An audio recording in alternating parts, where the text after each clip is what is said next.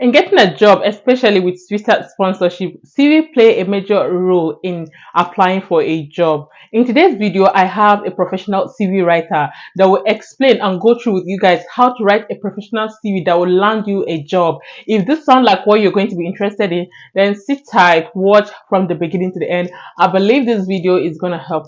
Hi, beautiful people. Welcome back again to my YouTube channel. If today is your first time here, my name is Stella. If you have not subscribed to my channel, what are you waiting for? Please do not forget to like, subscribe, and share my videos. Click on that notification bell to get notified whenever I post any new video.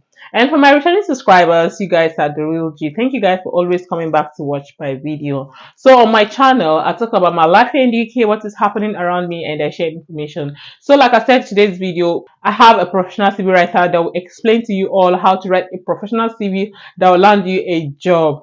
So guys, I am with Daniel. I'm going to allow him to introduce himself. So Daniel, can you introduce yourself, please? My name is Daniel Mutuku. I am a career coach. I help people who are looking for jobs, both locally and internationally, and more specifically, if you want to get into the route of NGOs, the UN, I'm the right guy to get in touch with. Okay, so guys, you've heard all that he said. So the reason for this collaboration is that I want you to share how to write a professional CV. So before we start, I know you do CV, you write professional CV for people. I mean, in getting a job, CV play a major role. It's important to organize a very good CV. So I know so many persons have been looking for a job with Vita sponsorship, and I know for the fact that CV is what had to sell them out to the employer, whoever that is them. So my number one question is, what do you look at, when writing a CV? Like when you want to write a CV, what do you actually look at first in writing a CV? So before you get to the point of writing a CV, you need to ask yourself, what is it that I want to communicate to the person who will be reading the CV? Probably the employer or the recruiting manager. And when you think about what you want to communicate, the value that you want them to know that you're bringing on board, then that will direct you on what you need to put on the CV and what you don't need to put on the CV. I would also mention that don't think about a CV just as a document where you put about facts and figures of where you went to school or where you have worked and the kind of responsibility that you've been having, which are valuable, which is important information, but how do you translate it into value so that the person who's reading it can really figure out this is what you're bringing on board.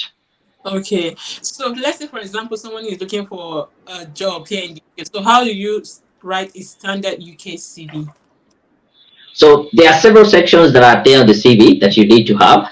The first one would be your contact details, and this stays on top of the CV, where you just put in your name, your phone number, and your email address.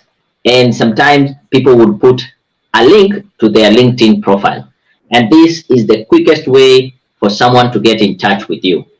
If you are to be invited for an interview, I'm yet to see someone who is going to get a post office letter inviting them for an interview. It will either be through email or through a phone call. And nowadays I've seen other organizations using LinkedIn also to contact clients. So that would be the most important bit, top of the CV. Then have a personal profile, or what I call a personal summary.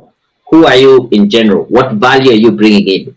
You are a professional in which industry? What kind of key skills do you have? So you just summarize almost your CV in a paragraph or two.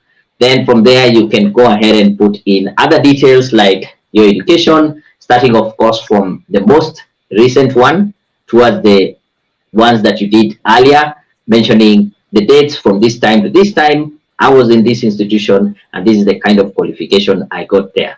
You can also include professional qualifications, which are a bit different from the academic qualifications. Then talk about the skills that you have. What are the key skills? Think about both hard skills in your specific field and also soft skills. These are skills that would cast across any career or industry. Then you will also need to put in now your experience, starting from the most recent one in the reverse chronological order, the most recent place, between this year to this year, I was in this company, and this probably the position that you had and the list of your responsibilities. Rather than just again listing so many of your responsibilities that you had, think about how can you be unique from the rest. So mention about your key achievements, then maybe mention in general the kind of responsibilities that you had. Then thereafter, you can talk about your any other additional information like any membership, any membership from a professional body, any awards you have gotten, training, workshops, or any other kind of skill that you have had or training that will add to your value or your application. So you can bring that there. And then in certain countries, they would ask you to put in your referees. Some you just write referees upon request. And generally, that is what a standard CV should be having. Okay, thank you for that. So I have a question that people always ask. So when applying for a job, is it necessary to put the cover letter, or is it just send in your CV? Must you add the cover letter? Is it really important, the cover letter? Yes, the cover letter is very important. And the cover letter and your CV, they play two different roles, yeah? Because a cover letter it's like an application letter, but very specific to this position. And you have clearly narrowed down to explain or to communicate that I am the best candidate for this position because I have the skills that you're asking for, I have the experience you're asking for, and you're really customizing it to that position. The main role of the cover letter is to explain to the hiring manager or the person who is reading through your application how best you are fitted to that job. Very customized, talking about these are the skills you're looking for. I have those skills. You want someone with this kind of experience, I already have it. So it is narrow, it is short, straight to the point, customizing your experience, your qualification to that specific role. Then once they read through and they feel like, oh, this is the kind of person that we want to hire, then they would want to know more about you, and that is when they come now to the CV. Now the CV has more information. It is not necessarily just talking about how best you're fitted for that job, but it is talking about you as an all-rounded person. What are your qualifications? What are your skills? What are your previous experiences? And all that. So the two documents play a very different role. So you would say that if you're applying for a job, you have to put both the CV and the cover letter, not just sending just the CV. Is that what you're saying? Yes, yes. And even how you send the cover letter, the best thing would be to copy the cover letter and paste it as the body of the email, so that when the person opens the email, the first thing they're seeing is your cover letter. So when they read through, then you attach your CV for them to get more information about you. Okay, so if you're watching this, like he said, your cover letter should be on. The cover letter should be the body of the email. Okay, so you said that the cover letter should be the body of the email. So that means it's important to add your CV and your cover letter. So, but in general, what do you have to tell to people that are searching for a job, especially with sponsorship? Because we know lots of people lately have been applying for care job with sponsorship, either in UK, Canada, Australia, wherever. What is your general tips? Not just in care, in all aspects of jobs with sponsorship, what general tips do you have to share with them as a professional coach, career? I would say change the mentality from thinking about your CV as a documentation of you or just putting in facts and figures, but as a marketing document. Think about it as the marketing document that you're setting out there to sell yourself, to sell your skills, to sell your experience, to sell what you're bringing on board. Think about, let it be value based. This is the value that I'm bringing in. You can just say, I have 10 years of experience. I've worked in this organization from this year to this year at this position.